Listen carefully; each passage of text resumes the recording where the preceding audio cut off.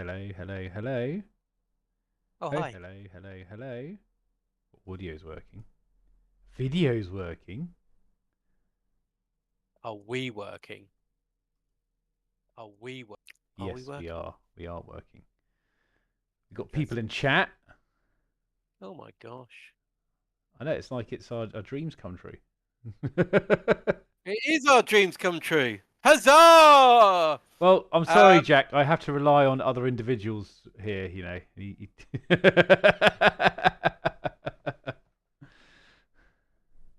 oh, I'm terribly sorry. Hello! Hello and welcome to Sit Talk and Hobby live stream episode 123. Yes, one, two, The three. longest series on the internet. Also, I think the longest amount of times we've done a Tuesday in a row as well. I think we must have surpassed that now. Because, yep, no,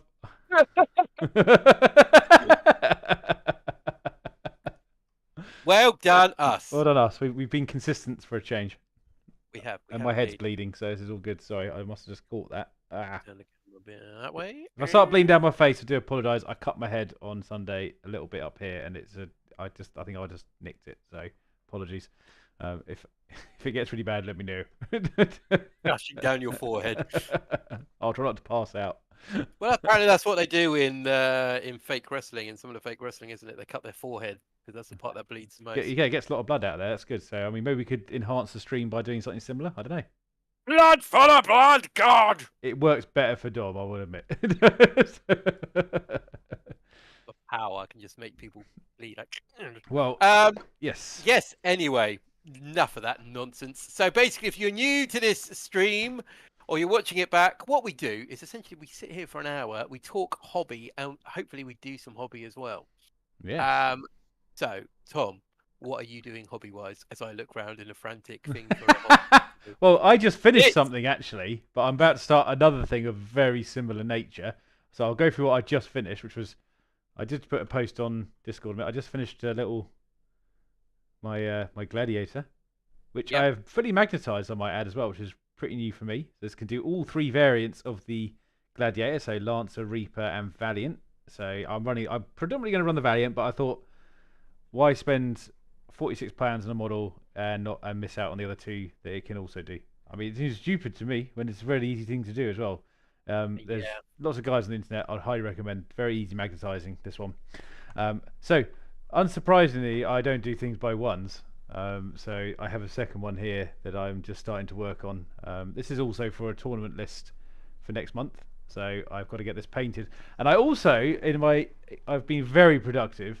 I also finished this as well the other day, which is another impulsor. Another impulsor. How many impulsors have you got painted now? In your well, collection? I've got three. This is my third one. So this is my third one. This one came in the well, I suppose it's like the Black Templars Combat Patrol box. So this was the last thing I had to make out of it because Vicky bought it for me. It must have been almost 2 Christmases ago actually. I didn't, because I hadn't been using 3 impulsors. I didn't see the point in rushing it essentially. So, but anyway, I found a melter for it as well, so that's already on there. So yeah, this is all ready to go. It's got to spray that, but I was going to spray all 3 of these together and then start painting them together. So yeah, so basically that's what I'm up to tonight. How about yourself? If you found something? Well, I'm going to carry on with this Rhino because it needs to get done, and I am looking forward to finishing it and painting it. So I have actually. You sound like it. No, honestly, yeah, I am. I am looking forward to doing this. Honest.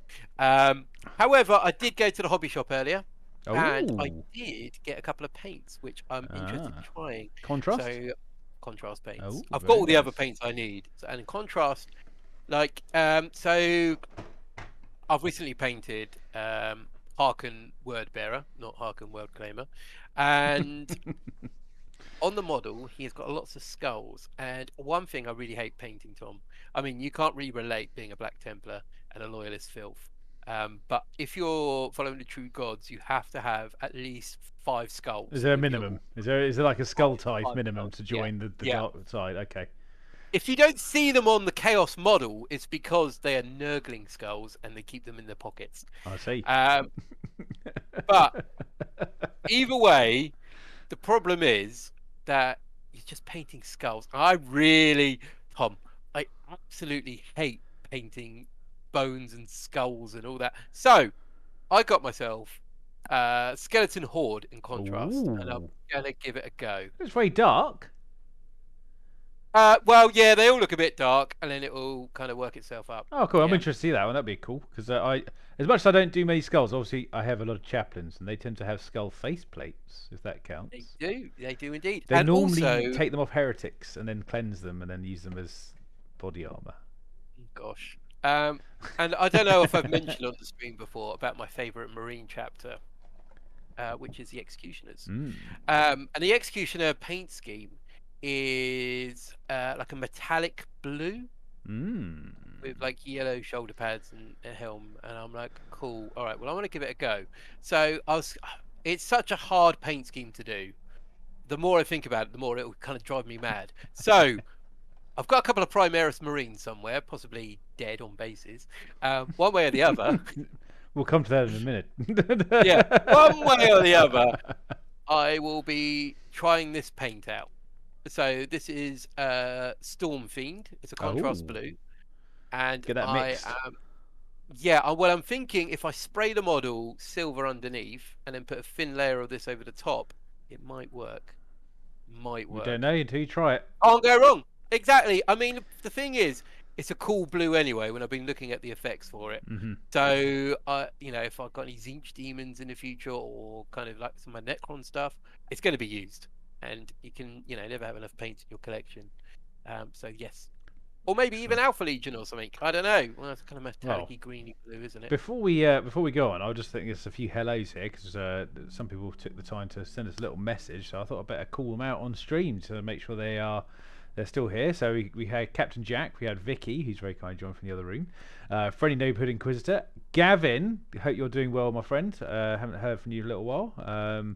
And anyone else in there? I think I think that covers everyone in there for the moment. Unless there's anyone else lurking. If you are lurking, just say hello. There's no harm can come from it. And if you haven't already liked the stream, hit like on it. If you haven't subscribed to us, subscribe to us.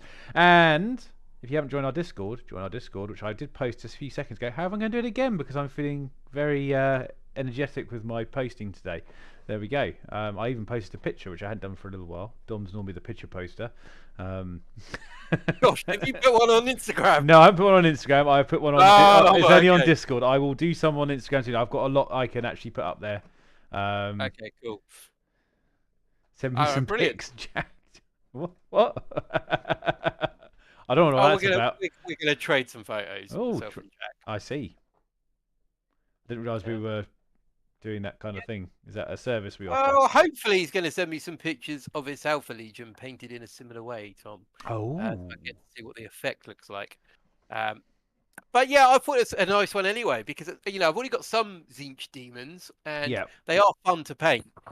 However, if there's an even quicker way of painting them, Speed helps. I'll be more than happy to know those details. Now, yeah. So the thing so Dom did mention earlier about sort of Templars and sort of models and stuff, and him having some of my.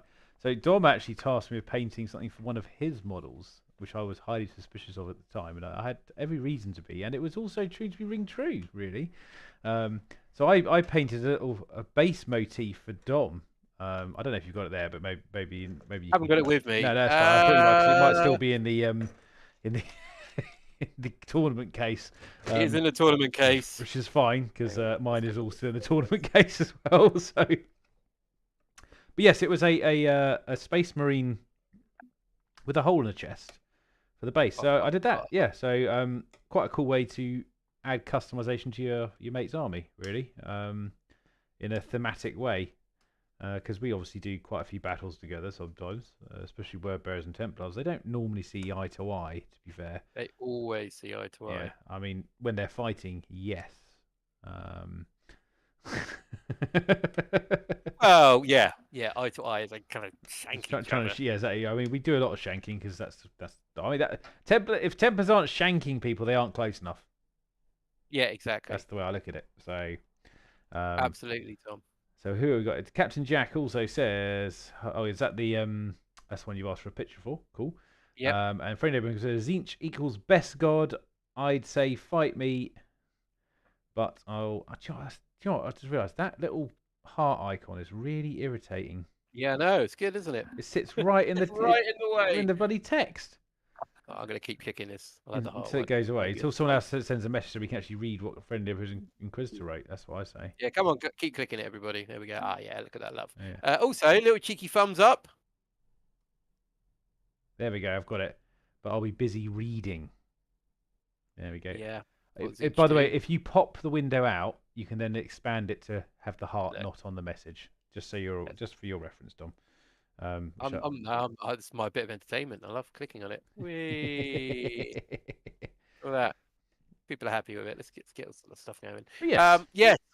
Cool, Tom. So maybe we should talk about what we did at the weekend and what we learned. Do we have to?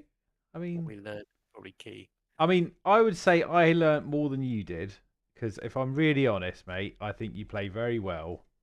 And I think if you had not been the teammate of that weekend, I think we would have done a lot worse. That is my compliment to you, my good friend.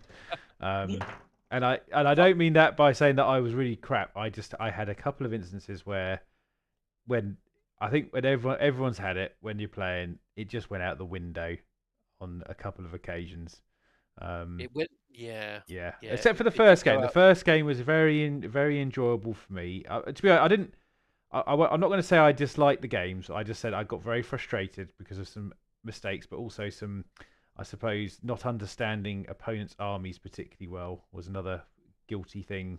Which is I won't always say necessarily is that person's fault, but you do have the opportunity to ask questions, which maybe I did not interrogate enough, because I wouldn't want to sort of say that the opponents we play were all very not forthcoming with information. It just maybe wasn't quite. Well, I think that's an interesting topic, Tom. But let's talk. Let's get through the event a bit more, and then we can talk about that topic, because I've been thinking about it as well. Yeah. So, Tom, what did we take? Where did we go? Well, what game did we play? We played a doubles, which is basically 1,000 points aside in this particular format. Standard rules apply, where basically my stuff doesn't affect Dom's stuff doesn't affect mine for rules, which would be rather silly because we were playing two very different armies anyway. So, fair enough.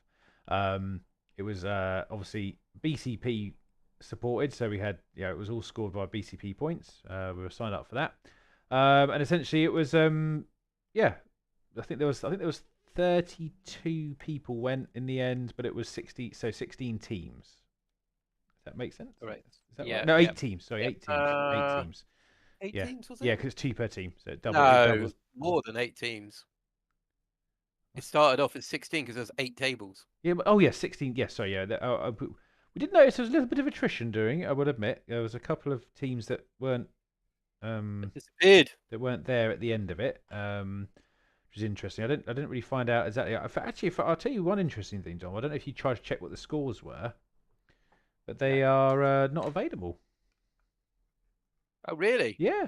There's apparently the host has currently decided not to display any of the information from the tournament. Interesting. Which is interesting. So I don't know whether something has gone on there, or if it's just a fact that well, you never know with these things. But anyway, we had 3 games. That was the format. 3 games over the day, and obviously you get ranked in your BCP points, etc., etc.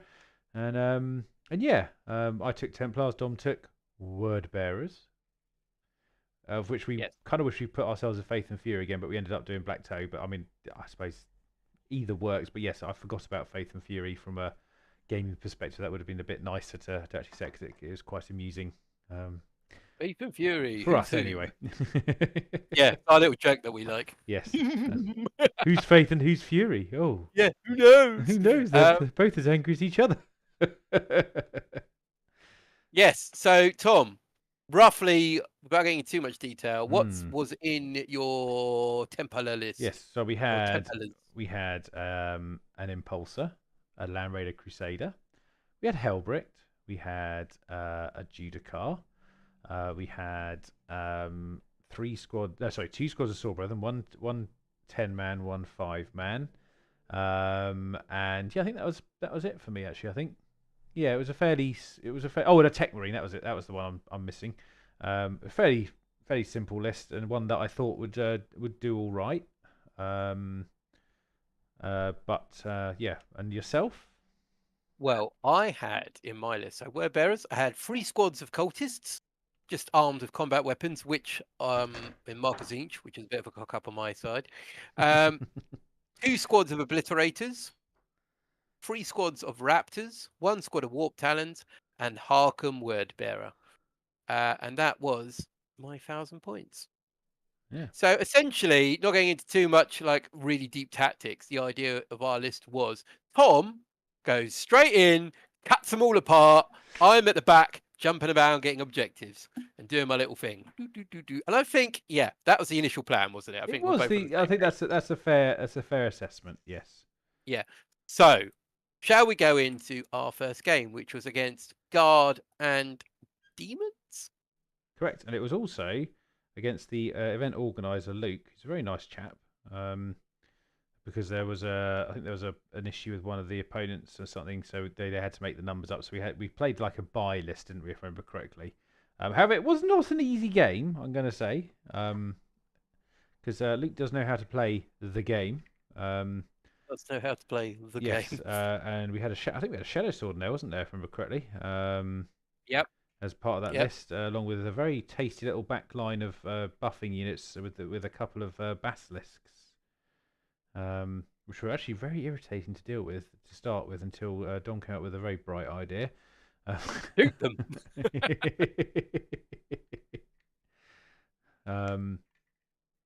And yes, and so basically, that overall we stuck to our kind of game plan. That was kind of going all right. That one, to be fair. I mean, I got up the board. I didn't lose my army for a few turns.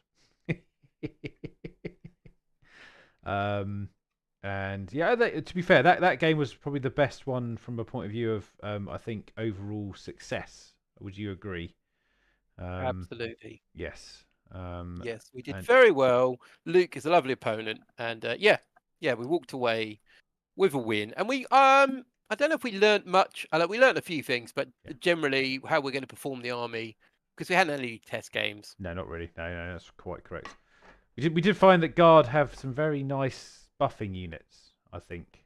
They do, yes. So the orders shenanigans they can put off in the back line, which actually was, I think, one of the things that when we dealt with it made the rest of the game a bit easier, because we weren't getting ripped apart by ballistic skill 3, hitting on 3 guardsmen, which were basically was put on the shadow sword and the basilisk, which, as you can imagine, was rather painful. Because they were heavy weapons as well, so they were essentially, even though they could have hit on 2s, but because obviously indirect fire, all that biz, they were hitting on 3s, but that was very painful. It was. However, we did walk away from it. We survived. Indeed. But your Land Raider did get popped quite early. It did. However, the contents kind of managed to survive a bit longer, which was nice. I wish I could say that happened for the rest of the games, but yeah, no, they survived. They took a bit of a pounding from the shadow sword. Yes, the shadow sword took probably the majority of that unit. The big unit out. And with Helbrecht in there, and but essentially they were, to be fair, they did draw a lot of fire. I think that would be fair to say, and your units were able to get moved around a bit more freely, I think, overall. Yep. And then I think we ended up. I think it was, if I remember correctly, it was a genuine score of 79 to 69 points. Yeah, it was a fun game. Yes. So yeah, that was our first game. A fun game. We did well. We had survivors. Everyone was happy. It was like I said, great game, great opponent. So yes, it was good. Then our second game. So who did we play in our second game? We played Tyranids and Sisters. And Sisters of Battle. Mm-hmm. Yeah.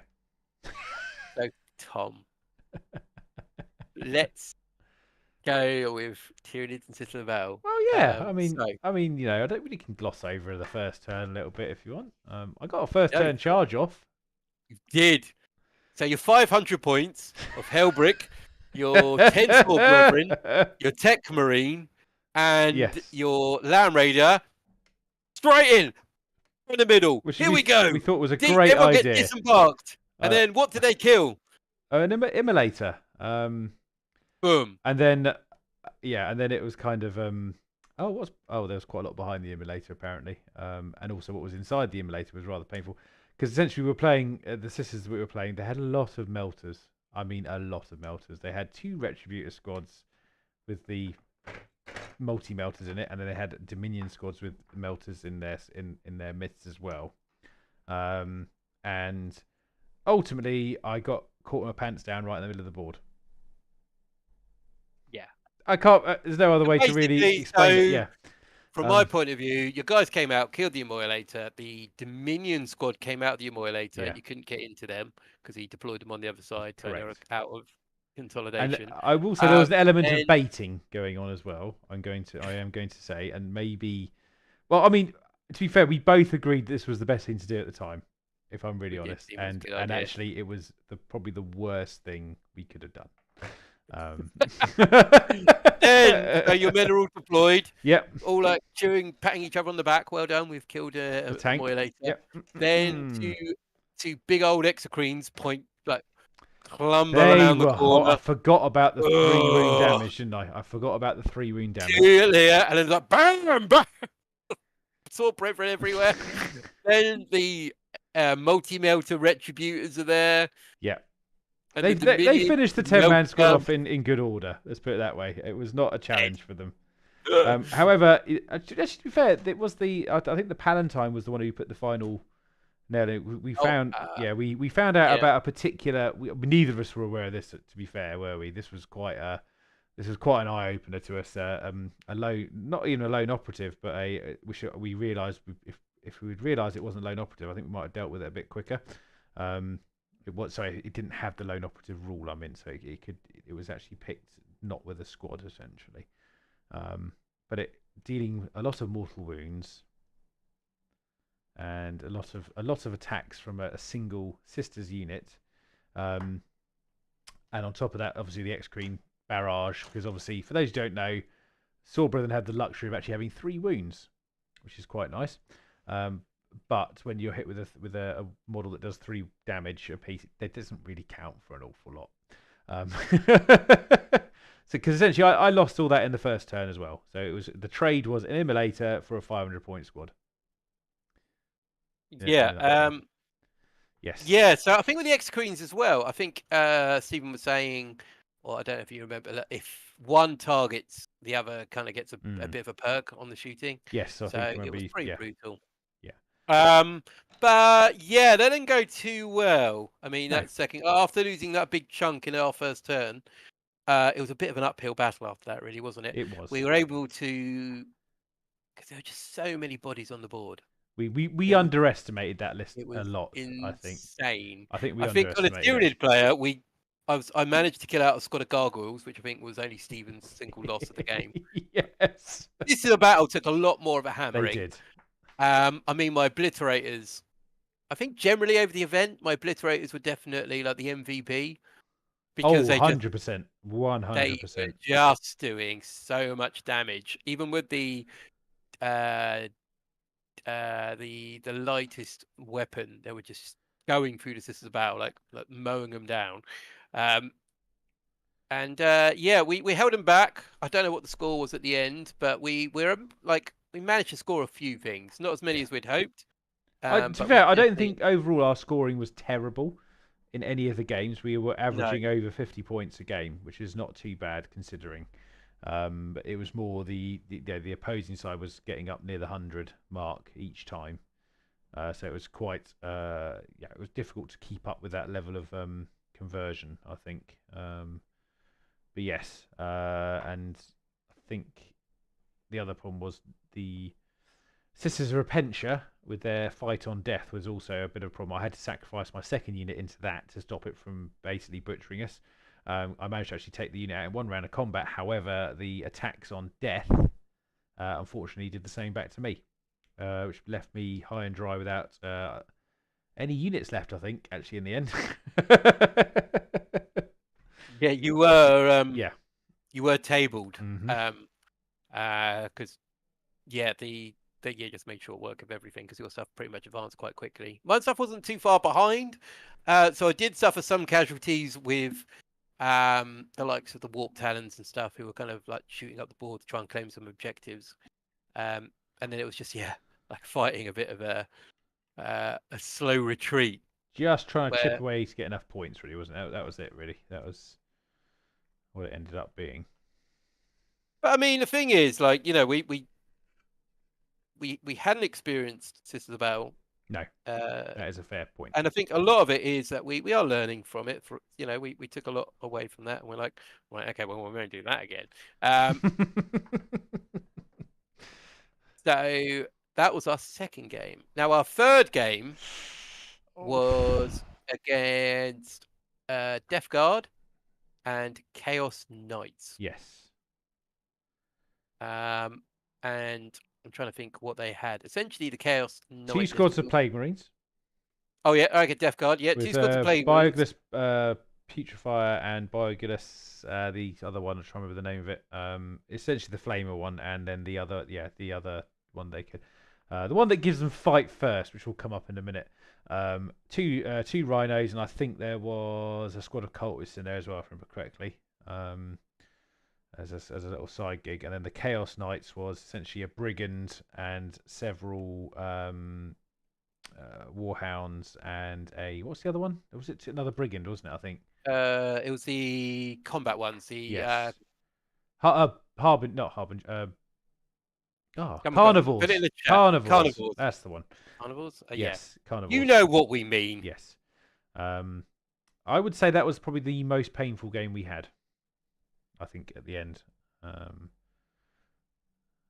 It was a tough slog. So Tom, what happened in our final to game? be fair, I think that could have gone better with a little bit of knowledge. I think, because what actually happened in that one was my army was effectively negated due to the fight first rule. Because obviously Death Guard units are quite tough, as everyone kind of knows. And as both the 10-man Plague Marine squads had essentially fight first, I made the mistake of not understanding the rule set clearly enough and charging them, thinking, oh, well, I get to pick, I get to fight first because I charged, even if they have fight first, which is not actually the rule. For those who don't know this, because the defender always picks the first thing to go. If they have fights first, they get to pick the fights first. And even though I actually got a very good charge off against a couple of very nasty units in the end. And I thought, oh yeah, I can probably just about whittle away. At least, I thought I might not kill them all, but I thought I could do some pretty solid damage to it. I basically charged a carnivore and a squad of 10 Plague Marines. I thought the Plague Marines would be the easier part of it. But no, unfortunately, because of that particular rule, I lost the entire squad pretty much, except for Helbrecht, who managed to hang on for one more round, but because of the fight first rule, didn't get to swing again. Yeah. And then obviously, having learnt my lesson, my other squad I was exceptionally cautious with, which did actually survive most of the game. But because I couldn't assault the units that were causing us problems, they became fairly ineffectual in the position that I'd placed them. And some very intelligent rhino blocking prevented me getting to the back line, which was infuriating, but also fair enough. They knew what they were doing. If that's they weren't going to let that happen, were they? No, they were not. Because I think if I'd actually got where I wanted to go, that might have given us maybe a few more points at least. I think would be the fair assessment of that. But again, I would say your obliterators were the star of the show in that one. In fact, to a point of frustration, I think, of the opponents. Yes, yeah. I mean, yeah, exactly. I think they worried about them for a while, and then they suddenly appeared on the battlefield, and they were just shooting the little war dogs off the board very quickly, because Yeah, their guns are brilliant. It's like Melter Yeah. D3, and it's 6 damage flat if you're in range. And so when you've got, what, 12 wounds on a War Dog, you just need a couple of those to go through on Just need 2 two. obliterators. And Exactly. yeah, it's game over for them. And also on Overwatch, I did a fair bit of damage. Yes. I think I halved one just by like, sustained shots. Oh, I got a couple. Yeah, brilliant. So yeah, it's pretty good, to be fair. So Tom, we hinted towards it. What is the like bone of contention? I think not understanding an army would be Mm-hmm. definitely one of them, but also I suppose the way I look at it is that everyone in these events is normally fairly, they try to be as descriptive as possible. I would say that's a fair comment. But sometimes I do feel that the gotcha moments still crop up a little bit. I don't know if you'd agree with that. And I think the slight frustration is because you don't know the army particularly well. You don't feel in that position to maybe raise points of you know what this is how this works, is it? I didn't realise that before I did that kind of thing. It says an element of like, fuck, I screwed up kind of thing, which I fully admit. I think maybe I could have asked more questions at the beginning, but maybe I felt certain things weren't explained particularly well. Because when you're playing someone else's against another army someone who knows it very well, you kind of do have to rely on that person to, from the very beginning, say, look, by the way, before we start, I'm not saying do it during the game. That's unfair because obviously that's like, yeah. Well, I mean, you can do, but obviously I think you can kind of forgive people for not doing it when the game started because, if you weren't listening at the beginning, that's kind of your own fault. If you know what I mean. So, but when you're playing, when before the game starts, I think having a fair understanding of the opponent's army and what they can and can't do, which I felt we did. We were very open about everything that our armies could do, because I think we went through it in very great detail. But I think some of the opponents maybe didn't quite highlight some of the lists of effectiveness in certain areas. Maybe that's probably a fair way of putting it. Yeah, I mean, it is an interesting topic. I don't know what the Mm. guys in the chat think. What do you guys think about this in particular? Like, I'll be devil's advocate here, where I think that there is always an element of not necessarily gotcha. I don't think a gotcha moment's necessarily it, but I do think sometimes you have to you don't want to reveal your whole hand No. to your opponent. And I mean, if someone, let's say, this is basically going to be based around the Fight First incident with the Plague Marines, Yes. because that was a major thing. And we won't go into details about what was said, what wasn't said. Fair enough. But if, and I have this a lot in tournaments or other events, that if you ask a question, yeah, it's nice to have an honest answer. And for instance, if I went, oh, is there a way to redeploy these Plague Marines? And they went, nope. I'd be brilliant. Is there a way that these guys can strike first or interrupt? And then they went, yes, because of this, this, and this. But if they went, no, or just glossed over the question, that's a different thing altogether. indeed. However, I do think that sometimes there is that moment where you are kind of giving them too much information. Yep. Like when we talk about our armies, like I keep it relatively vague because my army, there was no tricks. There was No, nothing in my yours was army. fairly. However, if I was playing Necrons, I'd go, oh, by the way, I've got the Veil of Darkness. Do you know what that does? And they go, oh, okay, what does it do? It teleports. It's general knowledge, though. It's like everyone knows what the Veil of Darkness does. But then I think sometimes if you go into too much detail and you let out all your tricks, you literally show your hand, people will go, okay, well, we're going to target this guy first then, and his squad. So I think there is a bit of there's sportsmanship. If you ask a question, you expect an honest answer. That was kind of my point. I think maybe I didn't ask the right questions. Possibly. I mean, either way, like, I didn't know that either. But I think also at the same time, I don't think it's always down to the player to tell you absolutely everything. No, I can see both sides of the coin. every trick we've got is going to be shown to you right now. You're like, well, like for instance, we're talking about the obliterators. They had no idea I could bring an obliterator back, so they left one of the obliterators on 1 wound and killed the other one. And they're like, "Oh, it'll be fine." And I was just like, once again, if they asked the question, "Is there a way to bring one back?" I would have said, "Yes, there is a stratagem because there are markers each. I can bring one back and heal the other one, 3 wounds." But they didn't. So it's it's up to them. I wasn't gonna turn around when they've got 1 wound left at one model and go, "I think you're fine. You better kill him because he's got 1 wound. I can bring the other one back." No, I was quietly, sort of to myself, smiling a little bit when that happened. I was like, no, yeah, leave that alone. That'll be fine. But it was also quite amusing, I think, when it happened anyway. So yeah, absolutely. I do want to clarify. I don't think anyone was blatantly lying about anything. It's just honestly, I think it was more that there was a lot going on, especially, and also I think the other factor that I think we've mentioned before is when you're on your third game, everyone's a bit tired. If I'm totally honest, everyone's a bit tired. Sometimes you're kind of thinking, oh, got to do another 2 hours of this.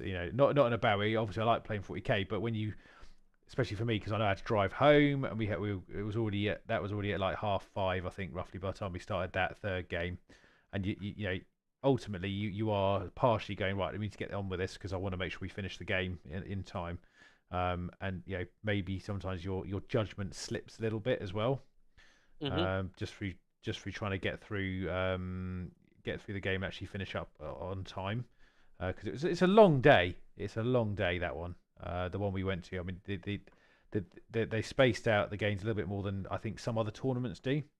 And it's a slightly later start as well, which is nice as well. But at the same time, when you do a late start, it means a late finish. Yeah.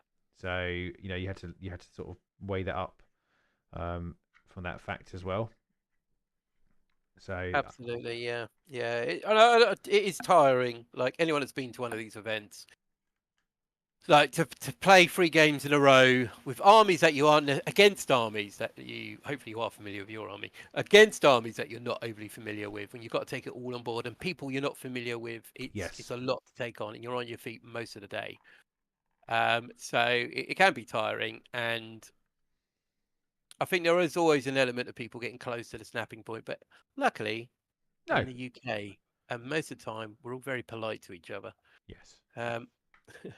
So yeah, it is a tough one, especially like you said. When you got that drive on the way back, or you might have your partner messaging you, going, "Oh, what time you're back?" Blah blah blah. I've had that. And, yes. Hi, Vicky. It happens.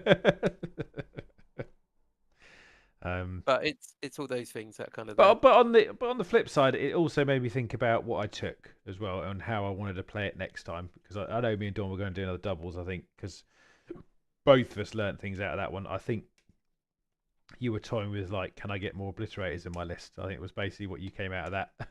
Yeah, I like obliterators. How many can I take? Because honestly, they were worth every point spent on them, and I just thought, you know what, I didn't take enough. And also I had too many points tied up in a large unit when I should have gone smaller, which is I've already adjusted it, and essentially, part of what I'm building now is part of what my brain went to after I had a conversation.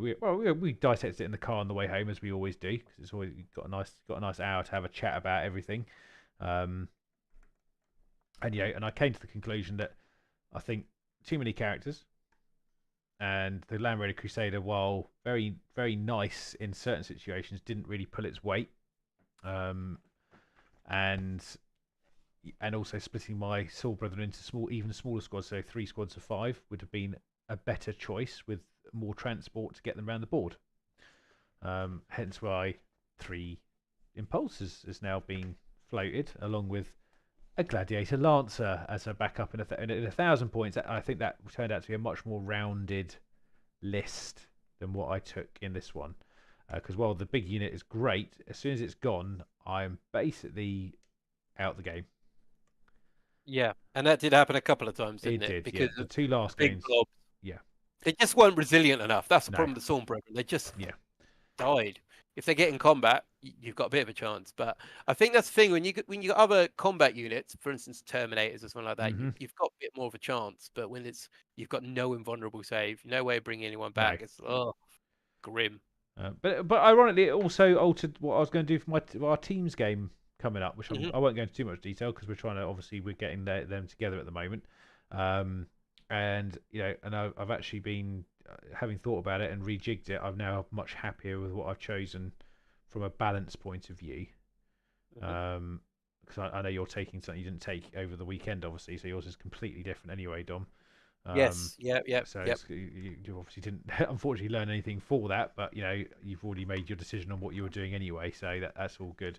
Plus, I think what you're taking, you've already had a little test game with it, and it worked out quite well. So Yeah. No, it was a fun game. It didn't work out overly well, but it's very limited experience for that army. So yeah, you can't it's really base it off one yeah, game. Unfortunately, that's just the way it rolls. You have to have a couple to get the full spectrum of. Plus, when you have one game, you're playing against a army, and until you've played some other armies, you don't really know its full effectiveness. I think that's probably a fair thing to say. absolutely. That's a very fair thing to say. So yeah, but overall, I enjoyed the event. Just a bit frustrating. Yeah, I think it comes down to more frustration on my part. I wasn't very happy with how I did. Um, I think that's ultimately what it can boil down to. I think. Yeah, yeah. I mean, it's understandable, isn't it? You go along with high expectations, and then you realise that the list you've taken isn't really what you were hoping for or working out the way it should do. I've done it like many a time when I'm like, oh, here we go, and you know what's going to happen. Especially when they go, right, we're targeting that. You're like, oh god, no, That was the thing that I was hinging everything on. yeah, all our hopes and dreams. Not like this. Yeah. So yes, next time more obliterators, less sword brethren, Yeah, or and I think. maybe in different Well, no, amounts. like I said, I think I'm taking the same amount of silver. I'm just going to be. I'm spacing out how I'm doing it in a better manner, in a more balanced manner. Because ultimately, that's always what it's about. But I think most of the lists we saw there were essentially, doubles or triples of certain units, but in a slightly more balanced manner than maybe the way I was taking them. Um, you know, ultimately, you find the best units you can field in your codex, and that's what you take. That's how you do it. You don't. Hmm. Not everything in everyone's codex is fantastic. So and if you want to win these particular types of games, you have to leverage the good bits of your codex. That's just the way it rolls. Very Um, true. Very true, Thomas. and look for Um, synergies that you maybe don't even know were there. yeah, absolutely. Because it's amazing how sometimes a stratagem you pull out and go, oh, actually, I didn't realize if I combine that with that makes them really, really good. But Um, that's just more down to exposure and and trial experience, games, yeah, isn't it? Yeah. experience is the key. Um, So and ultimately, it's not. I'm not going to stop playing. If anything, it's maybe more determined to play better. Yeah. Good. That's a positive outcome. I mean, Christ, I went and spent money on models. So, Something happened. well, I must say, this is the first time I've bought for my Templars for a little while actually. Because obviously, other than since Christmas, I think this is the first stuff I've bought. So I've been umming and ahhing out what I wanted to do to it, and I have been going about the vehicles quite a bit. And actually, the more I thought about it, these obviously I know there's a huge meta around, um, especially the Gladiator sort of Valiant and Lancers because of the multi-melters you can basically spam. I didn't want to quite go down that route fully, but I feel I've now got a balance between both of those kind of armies. So whether that turns out good or not, we'll find out. We will find out. Hopefully in a positive way. Yes, a team win. Yeah. Exactly. Exactly. What we got in the chat, Tom? Got anything?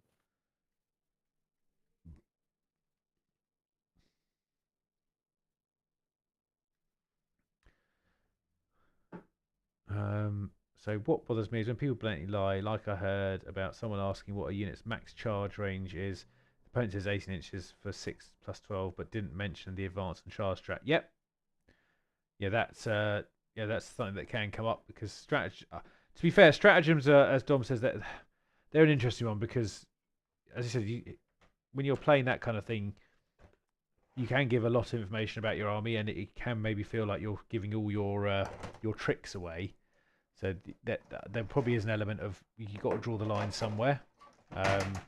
And yeah, I think explaining everything in your list is a definitely good thing to do.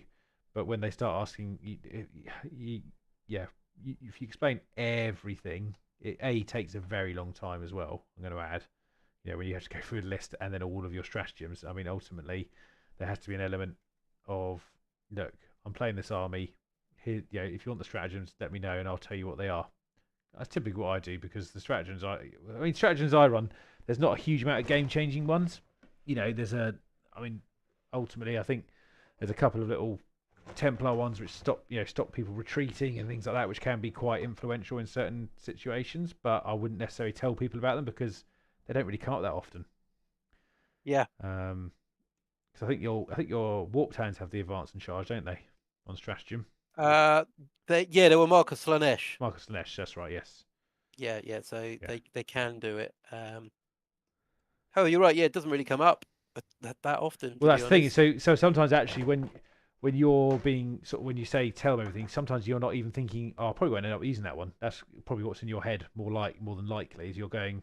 I think the line is where you stop with the explanation of your army is don't go into stratagems. Yeah.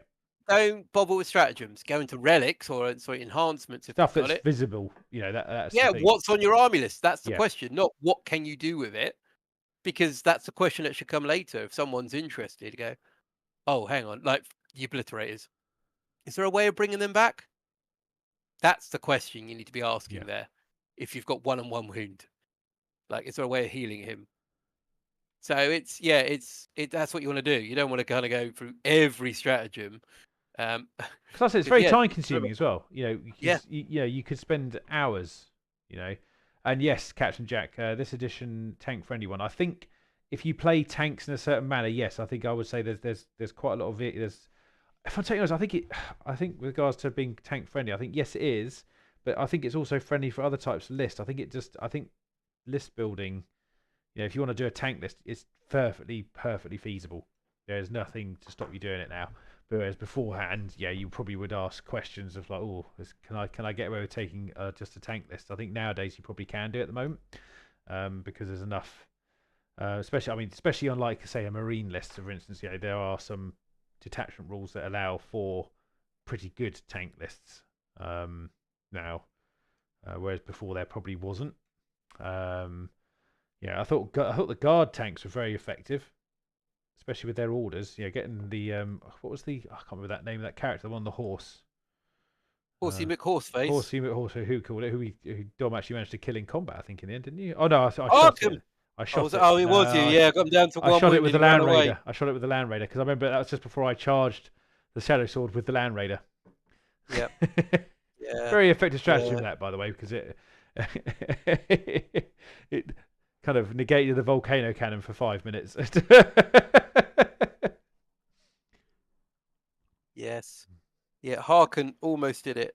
Poor Harken. Him and one raptor charged in, his surviving raptor mate. The Chaos Lord that tried every game. Yeah. And got so he did close. Well against a war dog. Yes. Yeah, that's it. Yeah. Yeah, that's the one. Yeah, that's the one.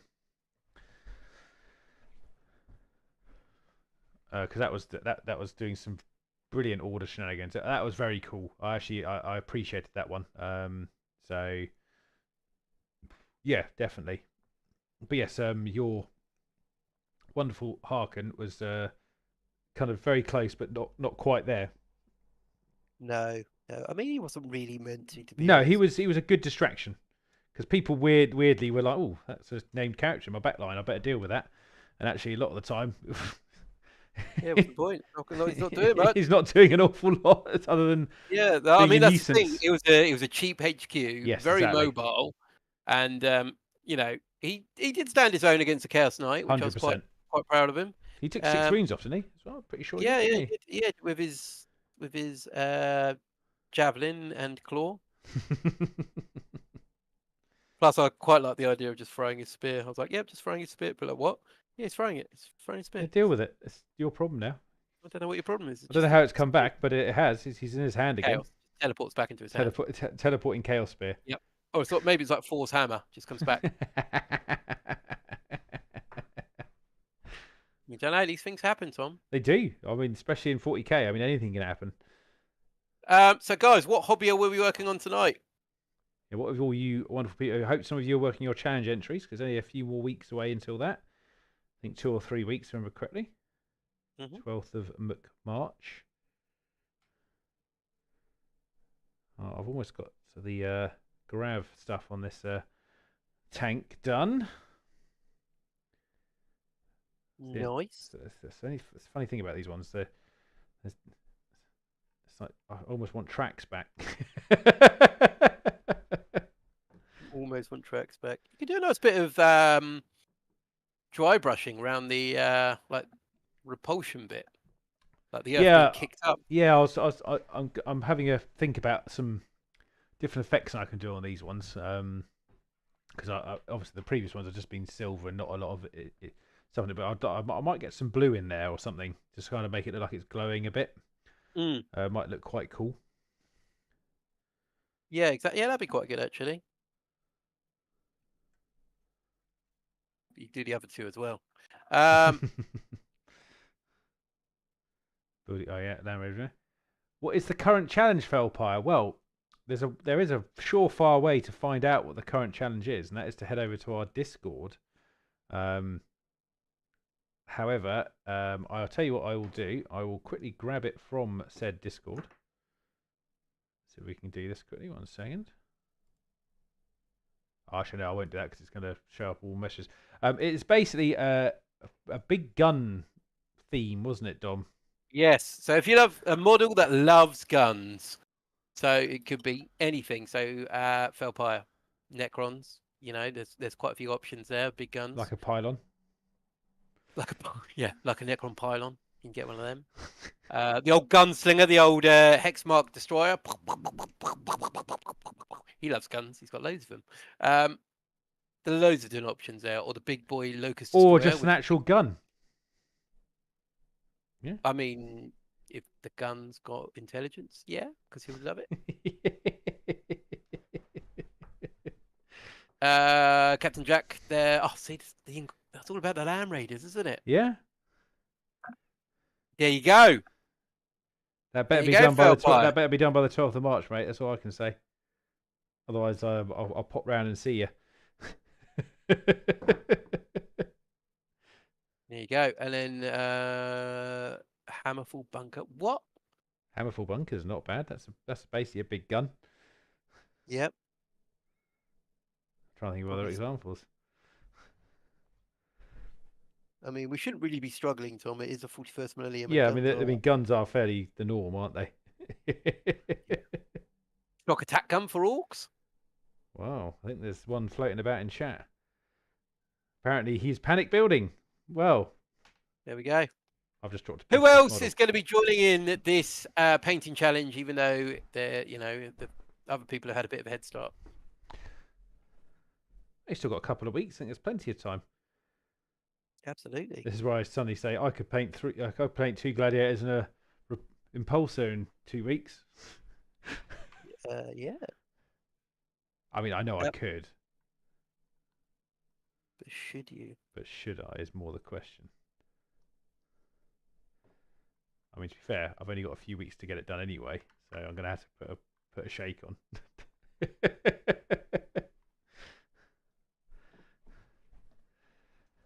Hammerfall is basically a drop pod for a gun. Yeah, exactly. See, there we go. However, I'm going to stop building this now because I'll just need a couple of minutes of glue-free air. I think would be the best way of framing this. Oh, Tom, actually, that reminds me of another topic that we discussed. Maybe we should keep it private as our own personal opinion. However, I do think it is open for discussion.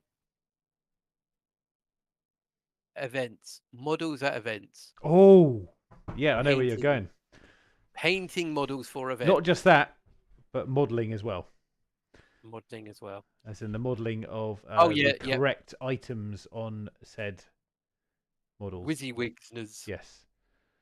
So, well, let's start with the painting aspect of this. Like, for my personal experience and my personal taste, I like to paint all my models to the highest standard I can possibly get them painted before an event. Or I take models that I already own, and then I can take them to an event.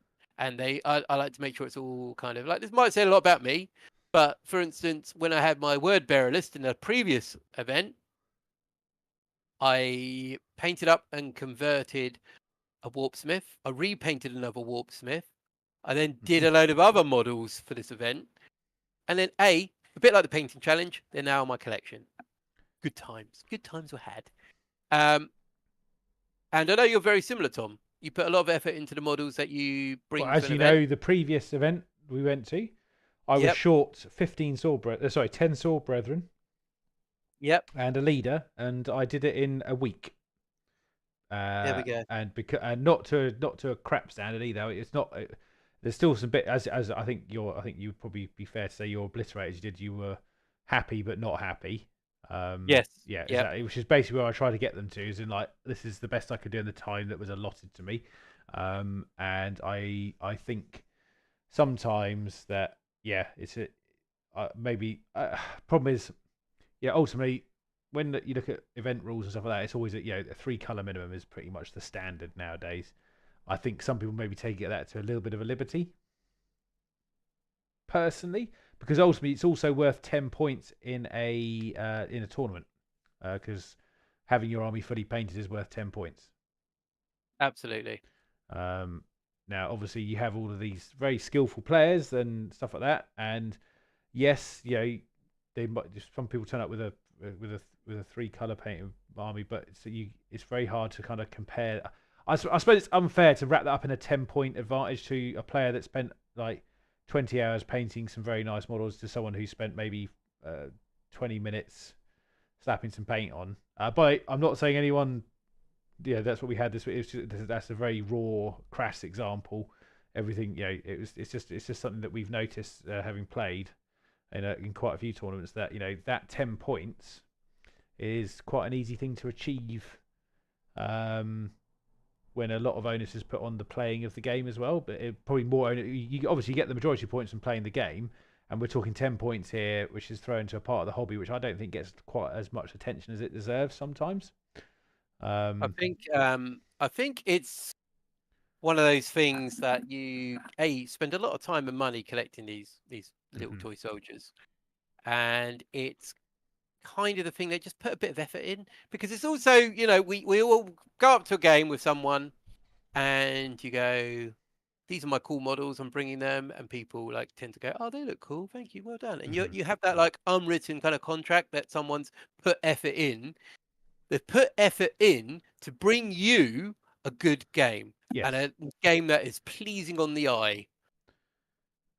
And they are showing you respect by bringing those models that, we're not all to an amazing standard.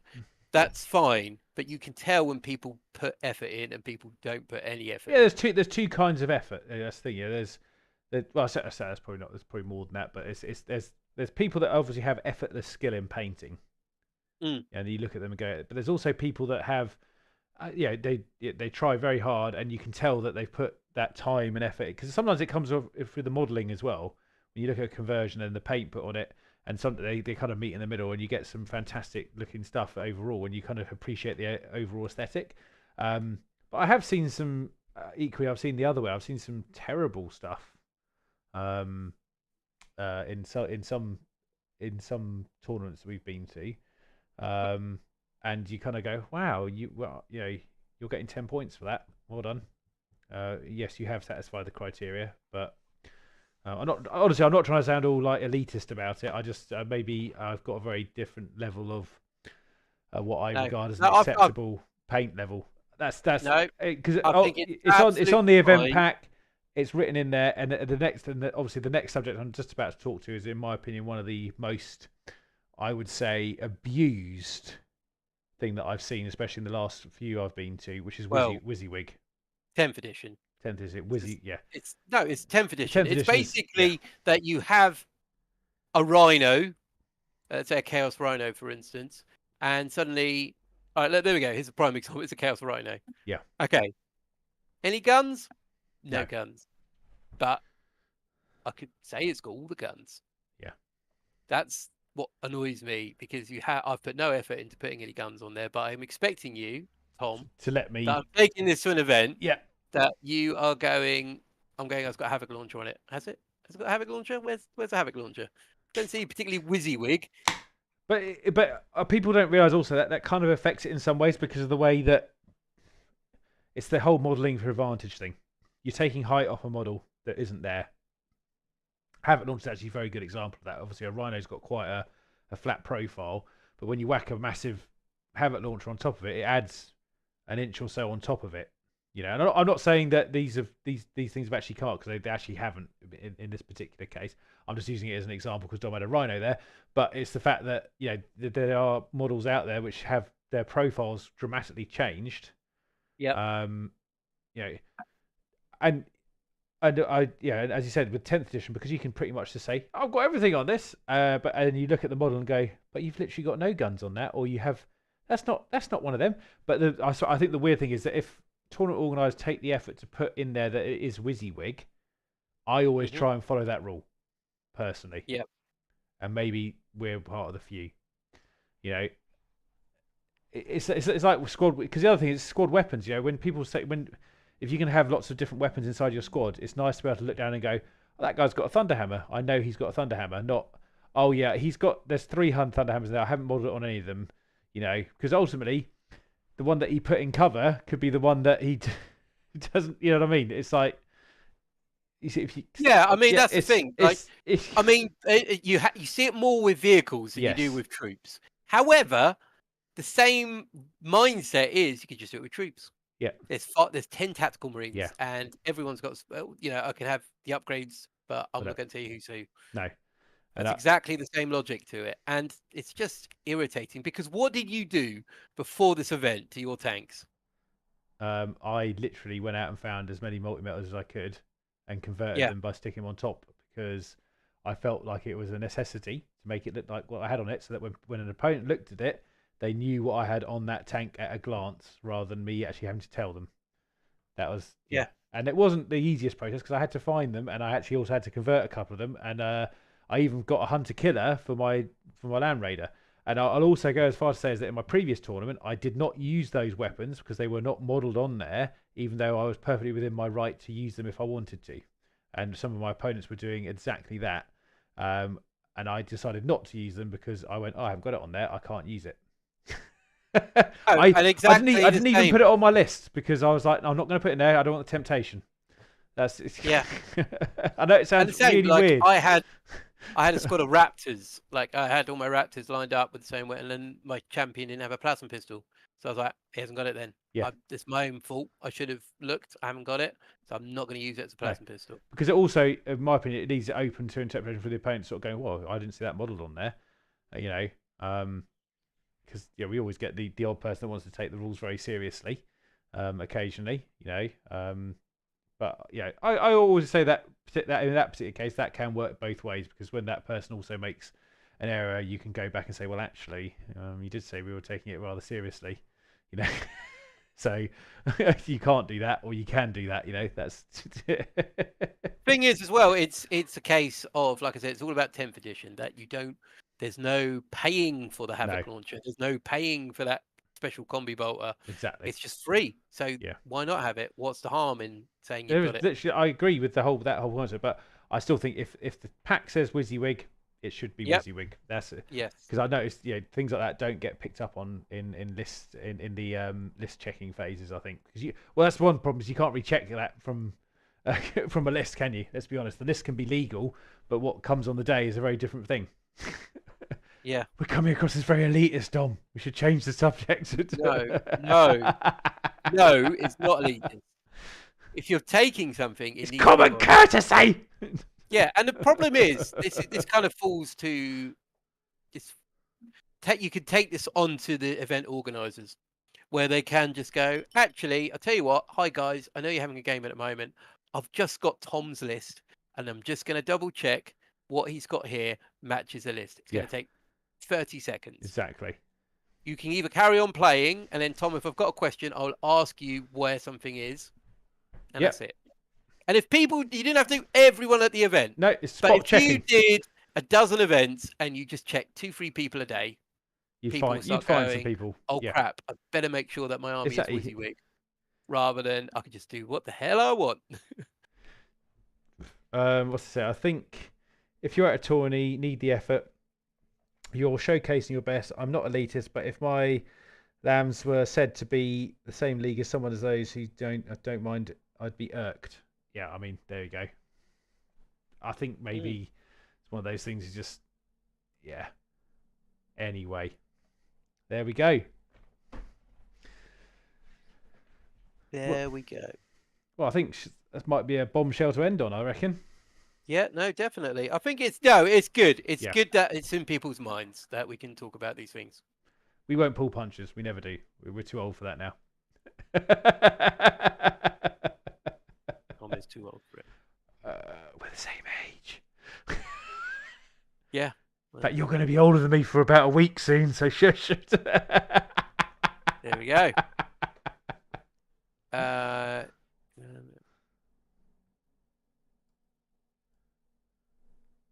Get the same bonus for someone. Yeah. I think that's the thing. Yeah. Like, to be fair, like we'll almost end it. But at this event, there were a couple of armies that were painted absolutely amazingly. Yes. And for instance, if I entered my army for best painted and I won it over them, I'd be like, that's not really fair, is it? Like, these armies are amazing. I put some effort in, but this guy's clearly put a lot more effort in. Yeah, exactly. Yeah. So, yeah, credit to them. Yeah. People put effort in, it should be rewarded, not put no effort in and still get rewarded. Exactly. Very good point. Don't look a day over 55. Thank you very much. Which one of us, though? Yeah.